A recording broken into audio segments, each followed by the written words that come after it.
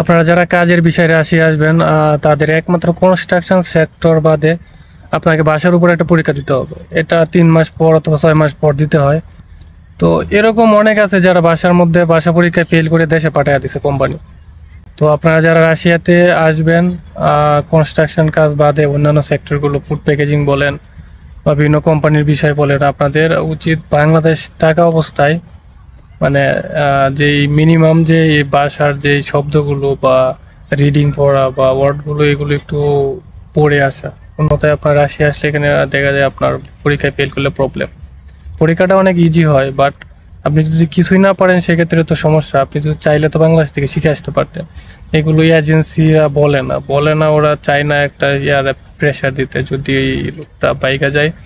তো আপনাদেরকে উচিত ছিল আসলে এই সব কিছু বলে তারপর রাশিয়াতে পাঠানো। তো আপনারা যারা আমার এই ভিডিওটা দেখতেছেন, আপনারা যারা রাশিয়াতে ট্রাই করেন তারা অবশ্যই ইউটিউব দেখে যতটুকু সম্ভব আপনার ভাষাটা কনভারসেশনটা একটু শেখার চেষ্টা করবেন। বিশেষ করে আপনার শব্দগুলো বা রাশিয়ান যে ওয়ার্ডগুলো এগুলো একটু পড়ার চেষ্টা করবেন। রিডিং পড়াটা যদি ক্লিয়ার করে আসতে পারেন সেক্ষেত্রে আপনাদের জন্য ভালো। রাশিয়াতে আপনার বর্তমানে যেই সিস্টেম চালু করতেছে এখানে ভাষার গুরুত্ব খুবই বেশি। রাশিয়াতে যারা ভাষা জানে না এদের আসলে এক পয়সা কোনো মূল্য নাই। আপনার হয়তো বা প্রথম দিকে আপনাকে একটু সাপোর্ট করবে, কিন্তু পরবর্তী সময় আপনাকে অনেক হার্ড করে ফেলবে আপনাকে। আর যেহেতু পরীক্ষা হবে বিষয়টা আরও ডিফিকাল্ট। তো পরীক্ষাটা যদিও ইজি হয় আপনাকে তো পাস করতে হবে। আপনি যদি কিছুই না জানেন সেক্ষেত্রে অনেক সমস্যা। কিছুদিন আগে আমার একজনে কল দিছে যে ভাই আমার তো পরীক্ষা দিছি 2বার, আমি ফেল করছি, এখন আমার কোম্পানি বলতেছে দেশে পাঠিয়ে দিবে।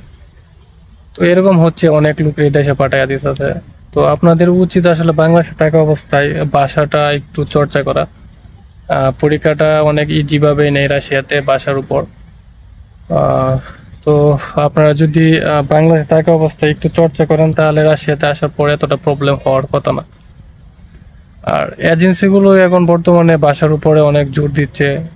বাংলাদেশে থাকা অবস্থায় ভাষার উপর ক্লাস নিচ্ছে, এরকম হচ্ছে। তো আপনারা এইগুলোর দিকে একটু গুরুত্ব দিবেন। এটা আসলে এখানে রাশিয়াতে এরকম ঘটতেছে। আর বিশেষ করে যারা একদম পড়াশোনা নাই তাদের রাশিয়া আসার দরকার নাই। তারা হয়তো বা এখানে আসার পর অনেকে দেখা যায় ইউটিউব দেখেও ভাষার একটা আয়ত্ত করে ফেলতেছে, বাট যারা একদম টোটালি পড়াশোনা করে না তাদের জন্য এটা অনেক ডিফিকাল্ট হয়ে যাবে। ওই তো কিছুই বুঝবে না। তো মোটামুটি আপনাদের যাদের পড়াশোনা আছে টুকটাক একটু এসএসসি পাস করছেন তাদের জন্য রাশিয়াটা আসলে খুবই ইজি হবে। এখানে আসার পর ভাষাটা আয়ত্তে আনা সবকিছুই খুব সহজে গুছিয়ে নিতে পারবেন। বাট যারা একদম বকলম যেটাকে বলে তাদের জন্য অনেকটাই প্রবলেম হবে। তাদের আসলে রাশিয়া ট্রাই করাটা আমার যুক্তিতে আসে না। কনস্ট্রাকশন সেক্টরগুলোতে হয়তো ভাষার উপর গুরুত্ব দেয় না, বাট অন্যান্য সেক্টরগুলো ওয়ার্কিং বিষয়ে যারা আসবেন তাদের অবশ্যই ভাষার উপর একটা পরীক্ষা দিতে হবে।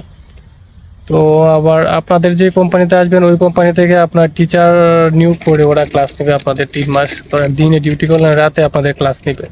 ক্লাসগুলো অ্যাটেন্ড করলে আপনারা পাস করতে পারবেন। আর তো আশা করি এতটা প্রবলেম হবে না। মানে মোটামুটি আপনি যদি কনভারসেশন করতে পারেন টুকটাক যদি পারেন সেক্ষেত্রে এনাফ। এখানে আপনার খুব হার্ডভাবে পরীক্ষা নেয় না, ইজিভাবে পরীক্ষা নেয়, তো এত টেনশনের কিছু নাই। তো আপনারা যারা আসবেন তাদের জন্য শুভকামনা রইল। আজকের মতো এই পর্যন্তই। আল্লাহ হাফেজ।